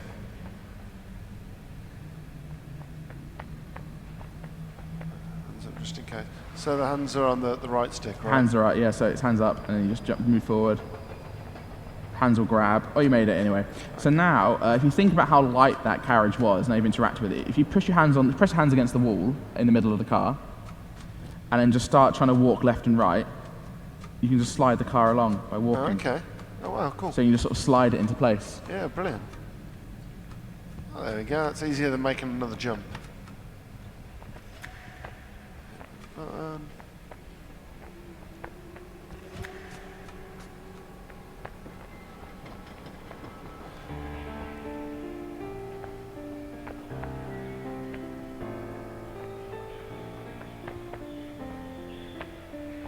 we go. So you've got some more jumping to do here. So the door is behind you. You've got to get across all these cars. Okay. So you could just do what you did before on the pillars, perhaps. Oh, okay. Yeah. Wrong way. Wrong way. Don't fall off the end though. And then try to make the next jump onto the next car, or slide it even further. Yeah, just Don't take the risk. Exactly right. Yeah. So what you now there is a way you can get out of this. Okay. When you get advanced, you'll know. So you want to take your left hand, just let go of the left hand trigger. Okay. You let go, and then you look at the train car, and you then press it down. Okay. Press it down, then let your right hand go. Okay. And press it down, and then if you try to lift it you try to hold it in, and then lift the stick up. You should be able to push it against something, and then just try pulling yourself up. You might be able to do it if you push both hands in. You get both hands leveraged on something, you better push yourself up. Yeah, my right hand needs to go. No, I think you have to let yourself go on this one. No. I think just you have to let it go. Unless, like Frozen, just let it go. I'm gonna swing myself round. You can do that. If you got to be able to master the upwards arm swing though. So you got to lift that arm up with the trigger, and then swing. So you got to swing and then do it at the last moment. So you almost had it. So you should just climb up with your hands. So if you go back to the stairs and raise your hands and climb up on the stairs, and you climb up on the truck from there. It's doing the limbo. So some of the crazier ways you can solve this level, if you lift your hands up, all the way up, so they're right up. That's it, and then come towards it, and then look down and look up, and he can almost pull himself up. See? But you might just walk around, maybe. Yeah. Might be easier just to walk around. It's probably easier, right? Yeah. So there's some of the crazy ways I've been able to solve this level are if you jump off the side of the level, you'll spawn in on the top. Okay. And occasionally if you spawn in, you can steer yourself through the air and land on the roof, and then just waddle along the roof very slowly and jump down, things like that. So hands up and then jump, and then jump. You want to if you almost have it, if you just jump, hands up, and then go up to it and just jump. There you go, and then pull yourself up. And you'll pull up this time. And now you've got to make the second jump onto the middle car. The thing is, I'm an inverter, so the you camera's can not... play it. You should be able to play it. You want to invert the controls? Well, yeah, I just thought I'd try and get through it. You know what? I should... It should be an invert button. If there is, don't exit. There should be an invert, but if there isn't, I apologise, and we'll get on that. There you go. Invert, look. There you go. I should just ask. That's all right. You should have asked at the start. Yeah, there you go. Is that better for you? Perfect now. Look at this. I just thought you were rubbish, Dan. I just thought, who is this guy? No. I thought he was good. I was trying to do everything like opposites. And I was there like, you go. okay. No, now you should have said. Yeah. I thought, you know what? I'm just going to try and struggle through. I almost got the button. Go on. There we go. There you go. Beautiful. And then just jump off the edge. Yeah. You press X, you'll flop. So X sort of cancels all your physics. Oh, okay. So if you get caught in a situation where you're grabbing onto things, pressing X just flops you. Excellent. So here, again, this is an example. So you've got a box and a switch, or if you were like me, which if you just walk to the right end of the door, right end of the wall, and you just stick your hand on one side of the wall and swing yourself around the side. Yeah. Screw the box. Yeah, that seems like advanced high-level play. Yeah. And you can do it again here. Just get the box, jump over the wall with the box, things like that. Again, it encourages you, especially so these levels have been quite linear. They're tutorials. Yeah. After this puzzle and the one after it, the levels become these wide open spaces full of lots of strange options and lots of strange routes to take, and even things just to completely mess around with.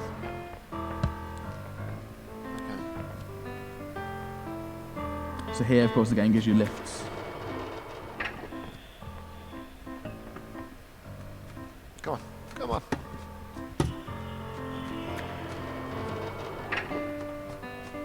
The fun thing about Human Fall Flat, actually, is that adults, from watching people play it, it shows adults take a lot longer to get through things than children. Yeah. Many kids just feel the controls immediately, and at shows we've seen them just play. They seem to find a solution to everything very quickly. Oh, really? Is there a reason behind that? Is it... I think it's very much about how people learn visually, how people process things visually, how adults, again, it's a complete layman's opinion, but adults in their lives have been much more process-driven and driven by seeing objects and knowing their logical interactions. You see an elevator, you know it goes up and down. Children are much more driven by play, so they can maybe see things differently and think, okay, how can I play with this?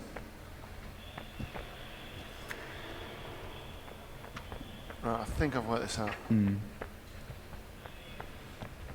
So here, when I first started playing, I didn't know, of course, that you could push cars along with your feet. So I struggled with this puzzle until eventually I just jumped over the wall there and shimmied along the back. Yeah, gripping my hands and swinging myself over. Oh, that was close. Careful, you knock your box off. Yeah, right. Remember, all the objects interact with each other, so... Let's just get... Okay, right, now this is an emergency. So get your hand and try to push it up with a stick, and then try to pull up there like that. You should be able to do it. No. Oh, man. It's all right, we'll get there. We'll get there. We'll get there. We'll get there.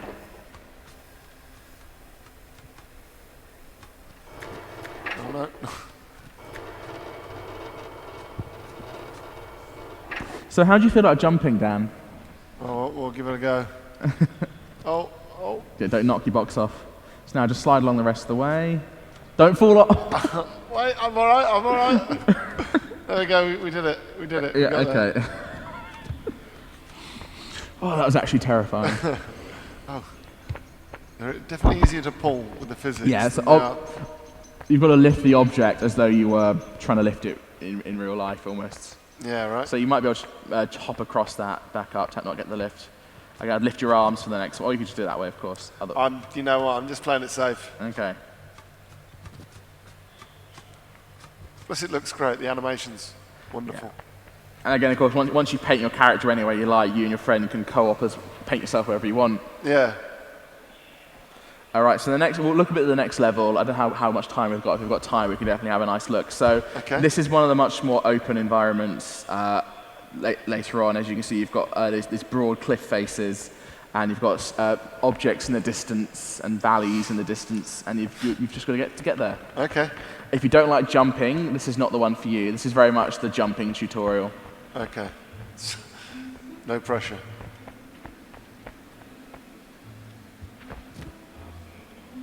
Now I'm trying to... So now you tilt the camera angle down and then pull himself up. Go on. There we go. So we're going to go around here. Nathan Drake's got nothing on this guy. Yeah, right. Just in case.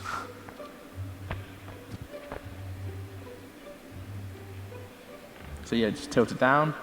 Oh, sorry, yeah. That's it, no worries. Oh, no. You got cocky there. Got cocky. Stylish. You can bunny hop in this game as well. Just keep tapping A to move quicker through the environments. Oh, okay. You've got to concentrate in some of these environments, and you just pull yourself up. Come on. That's it, almost. Come on. Just playing the dramatic music for you there now. Right, so around this way.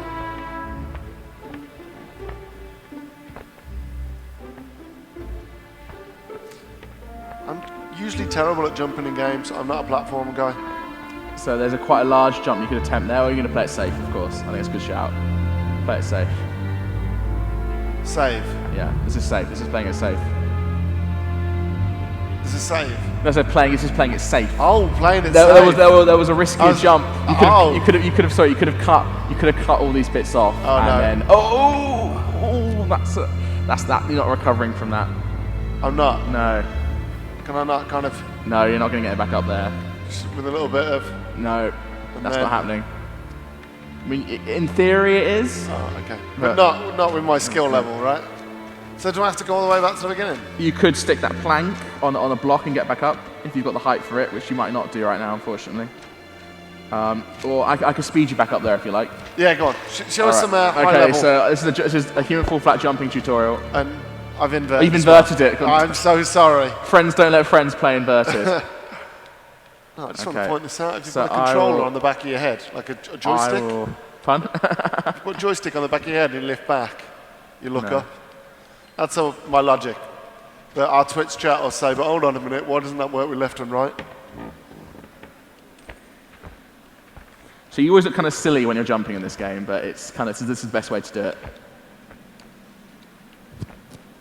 Oh, look at that.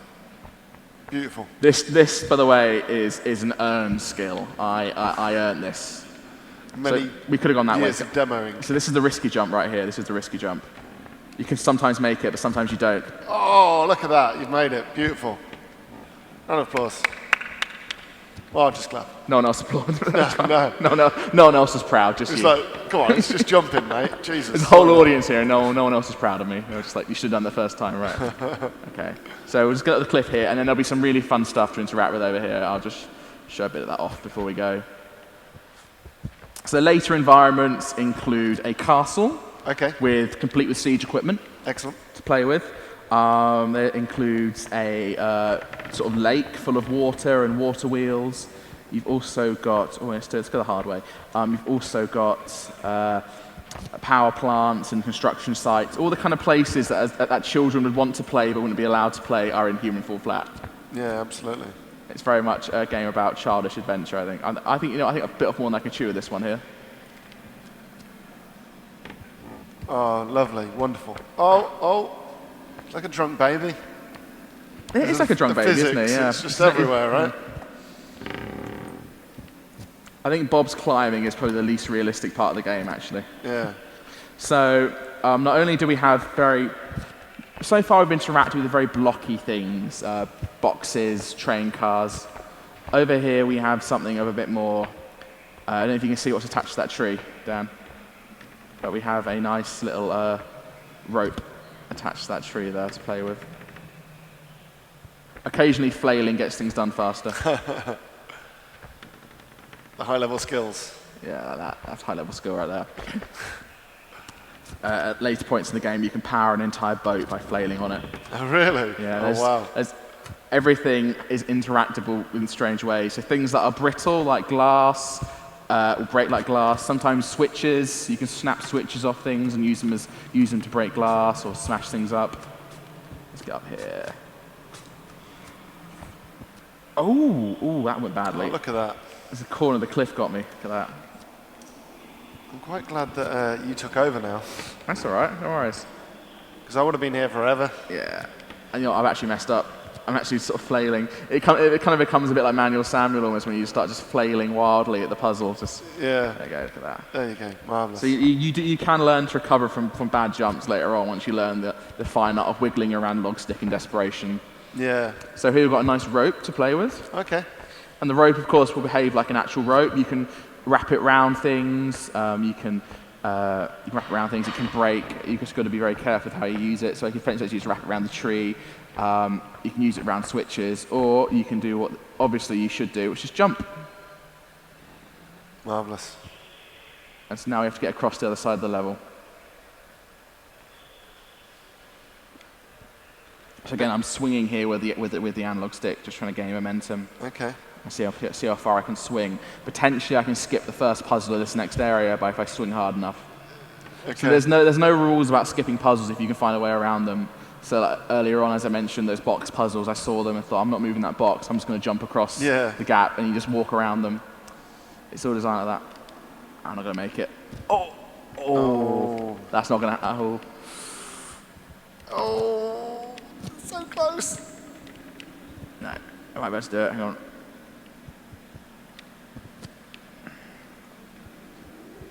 Oh, it's agonizingly close as well. Yeah, it's not going to happen today. You can often find a way, but it's fine. It's a seesaw anyway. Look at this. Yeah. If I stay out there too long, of course, it goes down.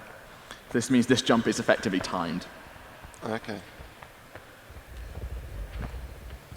Marvelous.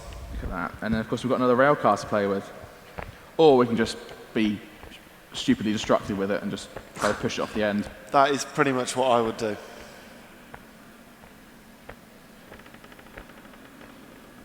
You know his little legs just wobbling around? I don't think it'll go. I think it's caught on the Yeah, again, the object has real-world physics, so it's stuck on the end there, and unfortunately I don't have the power to push it physically with friction on the ground off the track. Okay. But I might be able to jump on it, or at least do something with it. That's it. So I go it down here. So again, you could have potentially swung yourself up higher and skip this. Yeah, okay. There's lots of different ways to skip things in this.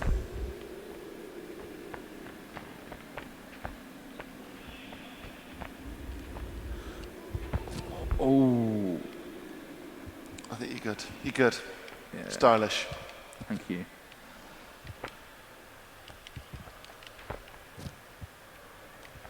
Okay, this jump is the big one.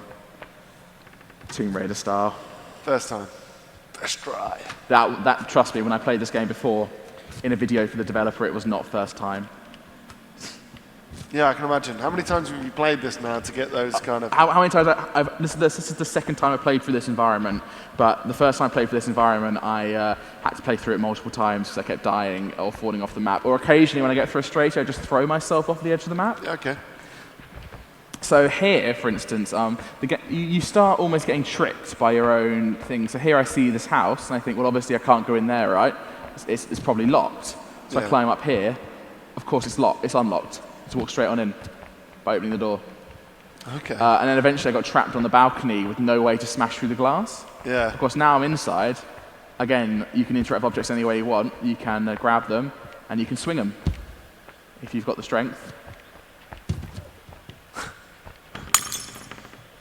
Oh, hit the wall. But there's something very satisfying about taking this little house and just throw it all out the window. Oh, you broke the coffee table, though. Yeah, and I broke the coffee table. And I pick up the shot and get the TV out as well. Yeah, get rid of that TV. Fun? Yeah, send it out. Go on, Nick. Just don't go with it.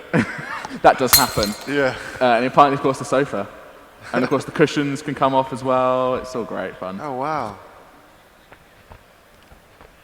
I'm not, it's stuck on the coffee table. It's a home removal game. There you go. Look at that. Get it out the window. So you can almost, if you have playing co-op, you can try to throw each other out windows as well. Oh, okay. Which I highly don't recommend because then, you of course, there you go. Right, we're now throwing the entire house out the window, so I think we're good. The objective in co-op is to work together, though, yes. Right? Well, but you can kind of troll each other a little bit. You can have a lot of fun in co-op. And we're going to load into preview of one more level. I think we've got time for a little bit more. Yeah, I don't even know what time we're on. What time are we on? 1:45. Thank you, Tama. Must have gone very quick. Such a nice guy. All right, so here we are in a room that looks very mysterious. Is this much further on, or is that straight? This is straight next level. So here, again, another really open-looking environment. So we can just sort of, if you want to, just grab this wall here or fall off the map entirely. Oh, you just fall back into the map? Yeah, you just fall straight back in. So again, you can take the advantage of that. Sometimes if you fall off near an object that's high up, you can fall back on top of it.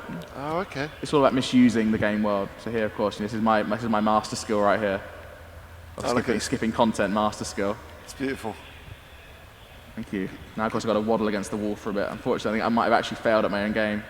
Or not. There you go, look at that. Look at that. Just climb around the side of the level, and I've skipped that puzzle. So everything obeys the rules, and it all has sound effects. So here, these are mattresses, for instance, and you can float on them. You can pile them up against here to smash that glass, or you can just do the most obvious wanton destruction, which is play with that really cool-looking switch over there. Oh yeah. So the more destruction, the better. Well, I want to get a better view of the destruction I'm about to cause. So, oh, missed it. Throwing is actually an advanced skill in this game. Actually, unfortunately, if you don't get enough momentum in your throw, then of course you won't smash the object. There you go. Beautiful. Smash the glass, get out there. Don't need that. Just move this into there.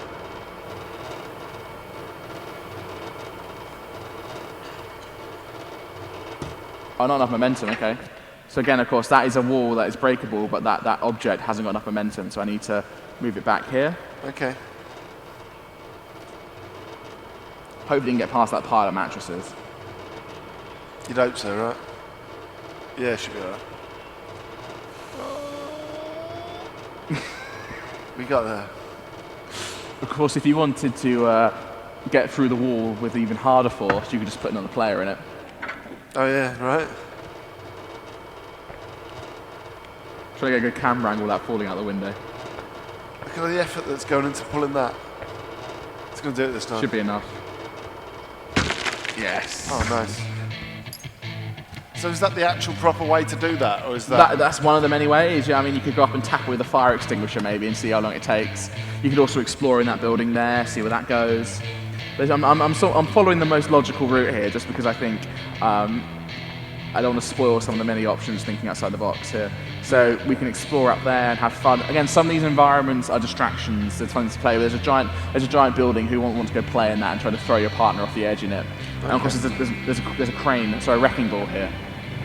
And all the environments are destructible as well. So that wrecking ball. Can not everything is destructible. It's only generally objects. So again, these walls are destructible, but this wall here wouldn't be destructible. An object in the environment would be destructible with this. Okay. The physics mainly applies to just objects you can interact with, all obey the properties.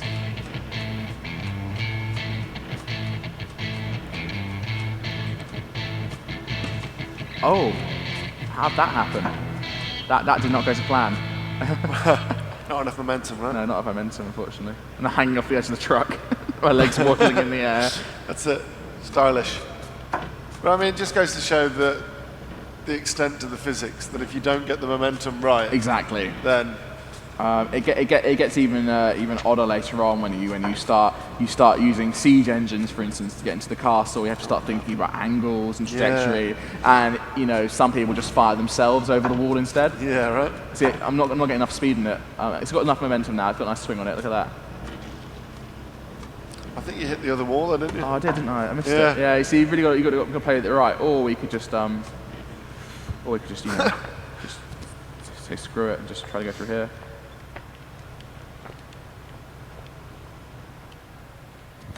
Oh, look at that. Screw the wall. Yeah, right. Screw you, wall. So yeah, we're in yet another strange little puzzle environment, which may or may not be easy to solve. I've actually had to think about this one. The answer hasn't come to me straight away. So we have a box here, and we have a switch there. Behind the glass over there, and we have to get over there. See what we can do. Nope, that's obviously not the right way. Hanging off the edge of the level quite desperately. So where do you drop in now? Exactly where you were? Almost. Most of the time, it's as close as the game can get it without breaking the game. Okay, yeah. I think we actually jump across here. Look at that. There you go. But of course, the problem we have right now is that we have no way to break the glass to get the switch out, unless we are particularly, if we maybe put all our weight onto this, see if we can not pull this off. There you go. Oh, beautiful. Put enough weight in it to break it. Oh, look at that. Don't need that anymore. So what happens if you threw the crate off the edge now? Anything that is deemed essential for the player will respawn back where it came. Okay. Almost mockingly, especially if you're struggling with the puzzle. So it won't drop in from above where it will drop in from above, yeah. Oh, okay. Like you do, yeah, so exactly. So you effectively are throwing it back down? Yeah, it won't drop in where it originally came from, not where you dropped it off. Okay. Because otherwise you can have endlessly falling bricks. Yeah, right. Yeah, true.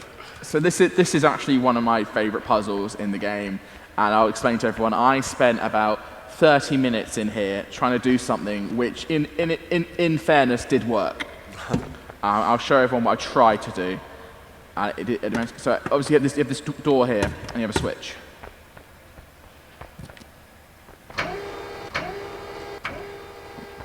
As soon as you let go of the switch, the door starts closing, and there is no way for you to run up there in time. And all you have are these two blocks. I tried everything. I tried going back here, trying to drag that box to get that in here, trying to climb on the box, lift it up, trying to position the box against the door. I then tried getting these poles, and this did work in the end. I tried getting these poles, and I tried jumping around with it like an idiot for about a while, dragging it up here, and I tried resting it like up against the door, like so. Okay. And eventually I managed to rest it up against the door so that when the door opened, it fell through.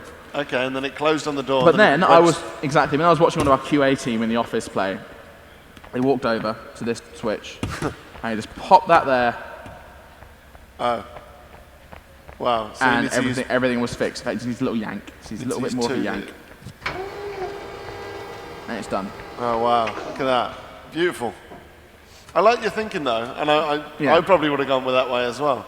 So here, I think we should stop on this one. Okay. Just I don't want to get too much further because it starts getting pretty exciting. I want to have at least something for the audience. Here, this object, again, is a completely movable platform that you can swing. In fact, if you apply enough movement to it, you can start swinging it. So you don't even need to move it. You could just wait for the swing and then jump. And you could also throw the box onto there with the swing if you're good enough. But of course, sadly, I'm not good enough today. So I think we should leave it with that image. Beautiful. Thank and you of course, if we just exit to the main menu, finally, you can customize a character with a webcam if you have one, or you can, I believe it's in early builds, it's not fully in there, but you can paint him wherever you want. Yeah, it's the controller support. So you get paints, you can pick a color from the color wheel, and you can just draw it on. So you can potentially make whatever you want, and there's different options to select different areas, different sizes. So you can paint him wherever you want, which is essential for co-op because obviously you have two completely white players. Yeah, right. Does that work on consoles as well as? Yeah, all the same. Yeah. And here you go. You've got some of the levels we've done, demolition. Other ones are a castle, caves. Yeah. They're quite diverse environments, as you saw, and they're going to get even zanier and harder. There may even be vehicles at some point.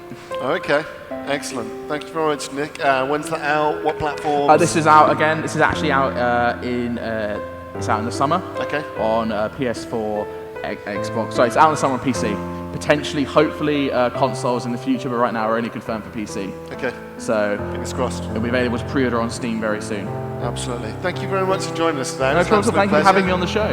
Yeah, absolutely. It's a pleasure. Thanks for joining us, guys, and thanks for joining us at home. We'll be back tomorrow. We've got loads of stuff tomorrow. We've got Camilla Luddington. We have Carmageddon. We have loads more stuff. What do we have? One Piece, Burning Blood. We also have Worms. You've got the celebrities tomorrow. Yeah, we've got loads of stuff tomorrow. No, but you're the celebrity today. Thank you very much. So thanks for joining us, folks. Can I get a round of applause for Nick, please? Thank you very much, mate. And we'll see everyone tomorrow. Thanks very much. Cheers. Have a great evening.